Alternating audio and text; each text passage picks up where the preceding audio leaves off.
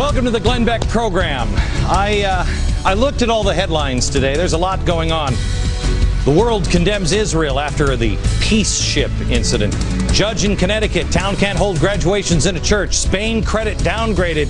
House extends unemployment benefits on Friday. Did you even know that? The FTC has a new policy to save journalism. Oh, that's an incredible story. Meanwhile, Michigan is considering a law to license journalists. Fears rise in Europe over potential deflation. Ben Scott, formerly of Free Press, gets a job at the State Department. Some of these things are so vitally important. But that's not really the story of America. The story of America is so far beyond the headlines. And that's where we need to go today, because we are a nation divided. And we can talk about the news and we can talk about politics, but until we find the things that unite us, we're in trouble. And we'll close the book on the story of America. So let's make sure that page is open to the right page. I'll share it next.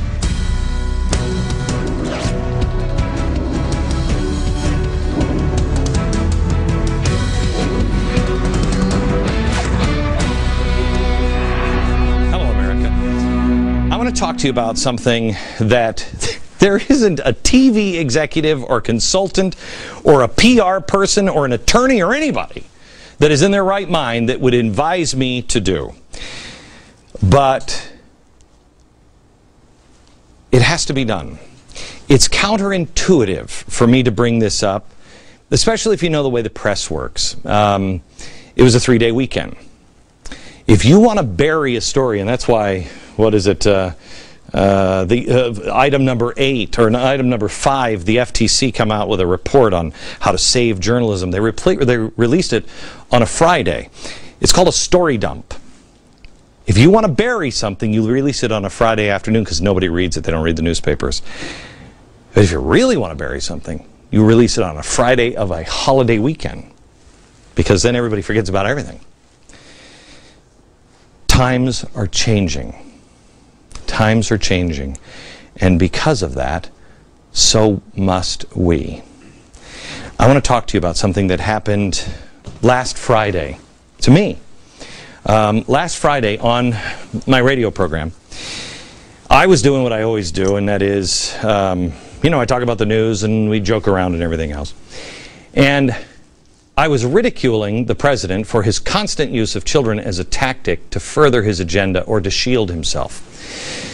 He told a story in the press conference last week where his daughter said, "Daddy, have you plugged the hole yet?" I was making fun of the president, but no, I wasn't. Not really. Not really. I was making fun of the president, but I also broke my own rules. I brought his children and his family into it. And I didn't even realize it at the time. I really didn't.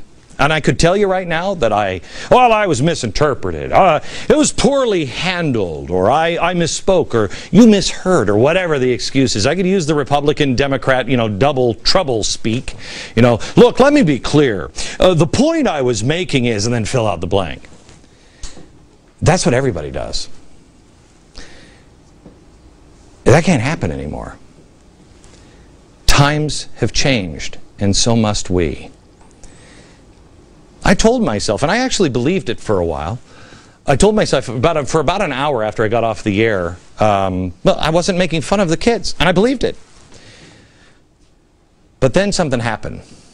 And I have to share this with you because, as I found out later that night, I'm supposed to learn from my mistakes, and we're supposed to talk about things, because there's something powerfully destructive in our country right now. I honestly didn't think I was making fun of his children. But then my wife came home. And I don't know about your wife, but my wife could speak to me in the softest tones. And she always does. And she always ends up being right.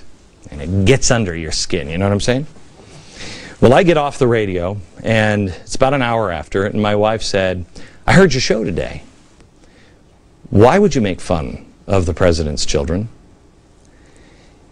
In something that honestly took me by surprise, I snapped at her. I mean, Where did that come from? She didn't ask me that question, but I saw it in her eyes. I snapped at her.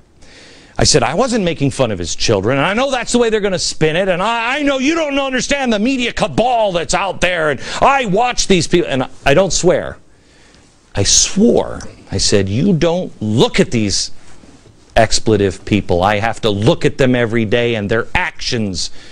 I know who they are. My gosh, I was a monster. And it took me by surprise, but I played it like, what? What? My wife didn't respond. She's smarter than I am. She just looked at me and said, I understand. Then she followed it with, I think you might need a nap. She did understand. I just wasn't ready to admit it to myself yet. She left the room, and I immediately issued an apology because she was right. I said a prayer. I got a nap in. And then I went downstairs and I apologized to my wife. I said, honey, you are right. And there is absolutely no excuse or reason to ever even come close to the line of dragging somebody's family into the debate. I've never done it. I've never done it until last Friday. And I hope that's my bottom. So all Friday, I'm thinking about this. Where did that come from? Where did that come from? I think I have an answer. I don't have an excuse, but I have an answer. And I share it with you tonight because I think it leads me to something that I think is important for all of us. It doesn't matter what side of the aisle. You could hate my guts. It doesn't matter. I think this is something that we have to talk about. Again, it doesn't matter what side of the aisle you're on. I think sometimes we can feel pretty alone. I think especially because, look, if you're Barack Obama, you're watching me, and you're seeing me on TV, you can't tell me that he doesn't look at times and just snap and blow a gasket on what I'm saying, because we fundamentally disagree with each other. He sees the world in a different way. Same with you, same with me. We see, or we're beginning to see, the destruction of our country and our parties and our political system, our whole system, all of it, has been built to point the finger at each other. And in the past, that's been used and people win elections that way. But now we're into something completely different. I don't think you and I are that different. I mean, we gather here at 5 o'clock every day to try to figure out what's going on in our country. We honestly, if you're like me, you wonder, how is it that nobody else sees this? How is it? Why aren't my neighbors awake? I went to a Memorial Day parade in this little town that I live in Connecticut yesterday. And I mean, it's the kind where, it's a flatbed truck or a little back of a pickup truck, and there's like 3 veterans in lawn chairs in the back, and they wave and we all clap. And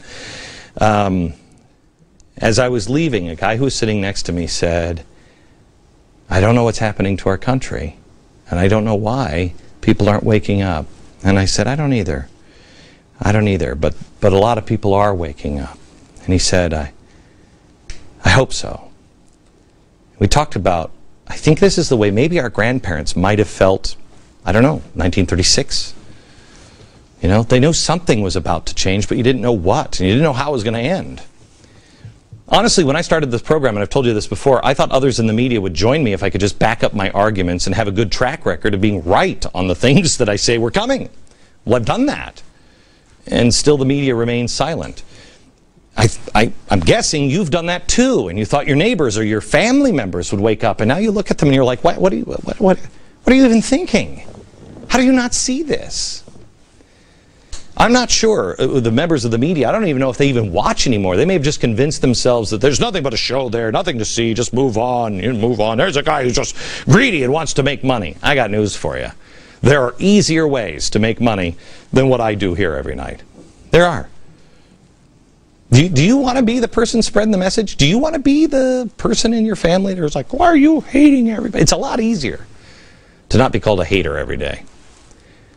What's your motivation for watching the show? Wouldn't you gladly give it up? Gladly.